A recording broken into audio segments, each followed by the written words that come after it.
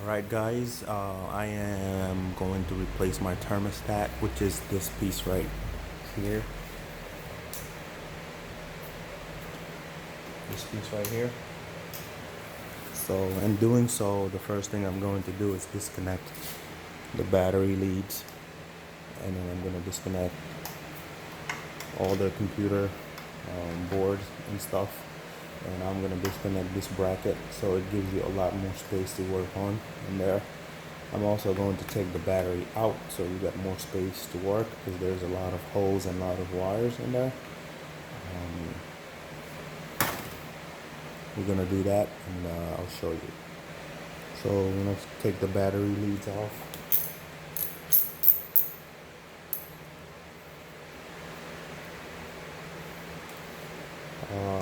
It's always safer to work without power in these cars. I mean, these cars are so tight. So it's always better to take your power off. I also take the battery all the way out, because that helps me to get into the crevices.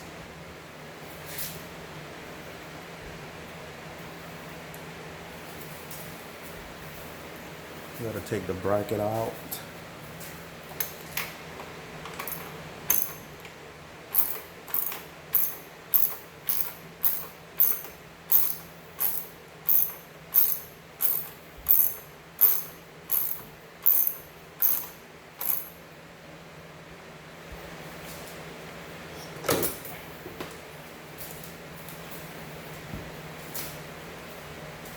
Now that I took the battery out, I want to take these two plugs off.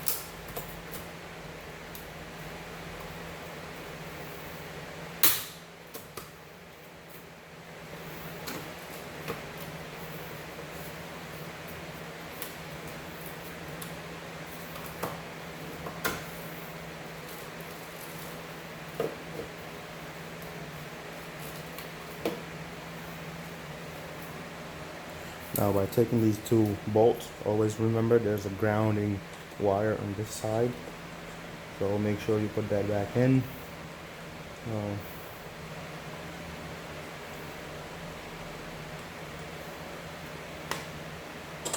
The grounding wire on this side. There are three bolts, three nuts holding this.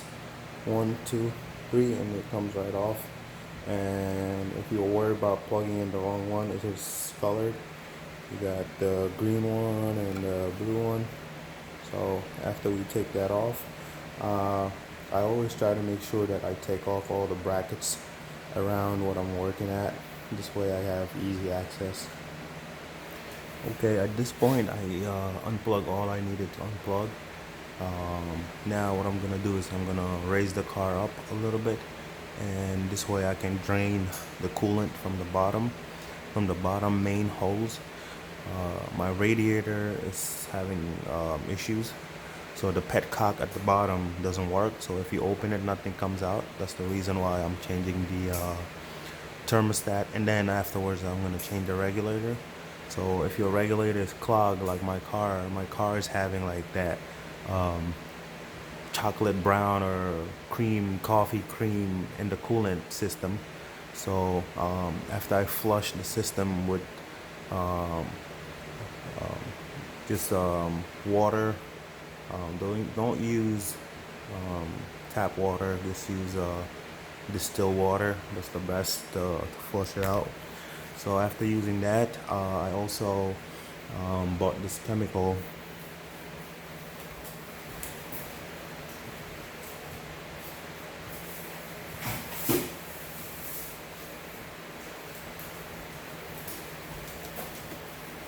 This is the chemical right here. It's called Blue Devil. It's a radiator flush, and I use that to flush the radiator. I put that on there because my car was really bad, so I had to drive the car for about 2-3 days with this, but I couldn't go far, so beware. If not, it will overheat. And once you put this chemical in there, you actually have more pressure. So I would just drive it to work 5 minutes around and stuff like that with the heat turn all the way up just to have that flush all the way through the system. After I did that, I cleared that out, and now I've put just regular distilled water in there. This is my third flush, and it doesn't look that bad. It was really bad before. I wish I took some videos or some pictures to show you guys, but it's gotten much better. So now I gotta drain the coolant tank and replace the thermostat. So as you can see, I already took the connection off. You can see that gray piece with the red and black, that was the connection. Took the other connection from the radiator, from the coolant tank to it, to the thermostat. I took that off. That's that second piece right up there. Now I'm gonna continue on with taking off wires just to make it a little more easier. By the way, this is the new thermostat, and I truly think that the biggest challenge is taking the hose from this piece right here, because it's got that lip on there, and with the clamp really tight on the back here, it's gonna be very hard to remove that hose from the back here. So I'm working on that right now, and I'm having a little issue, but I'll take that out. But anyways, this is what it looks like. You got the sensor on the inside. This is where that coolant tank pressure hose come off of, and you got your plug here, and then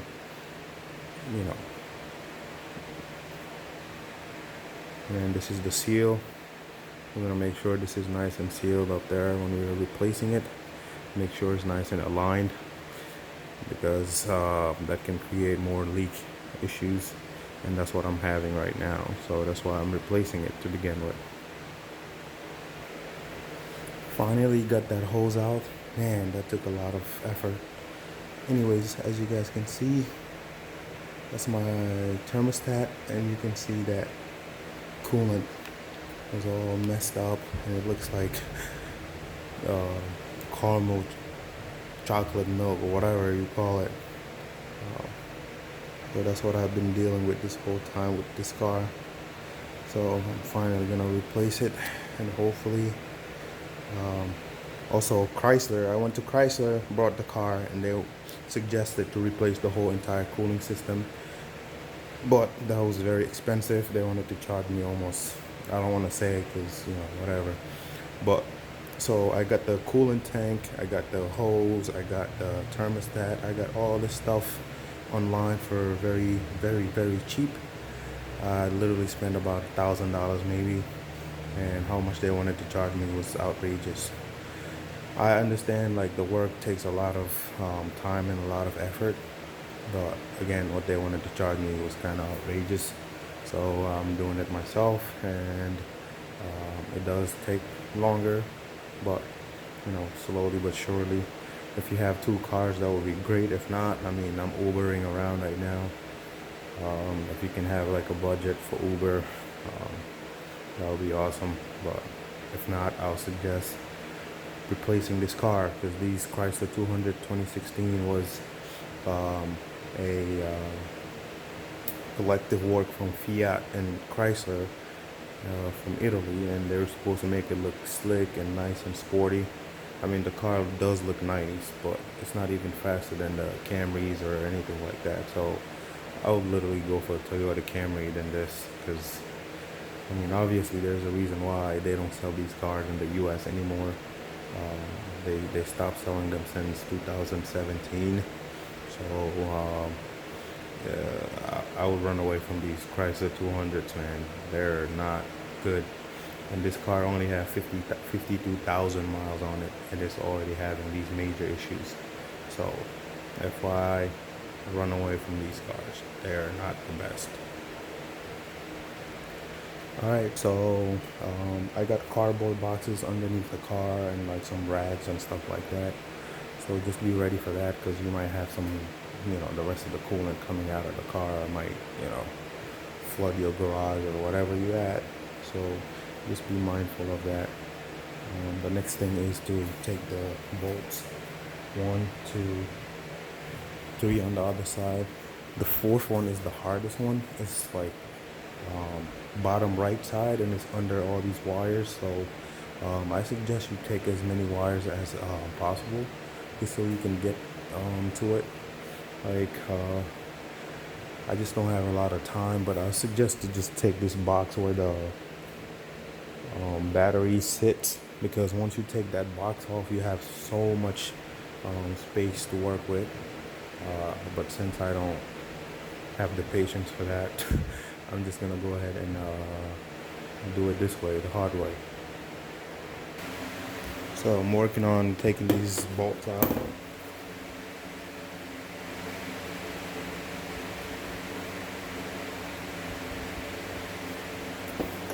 So one very nifty idea is to tape that up in your socket on your extension, because you can easily lose these, and I don't feel like looking for that bit. I'm not sure if I even have a second one, and that right there can literally stop all your work, and now you have to go back to the store to try to get another one. So I try to make sure that once I have that, before I do any work, I make sure I check everything like twice to make sure I have them, because I don't feel like going out trying to get other parts. So tape it at the end, this way you don't lose it.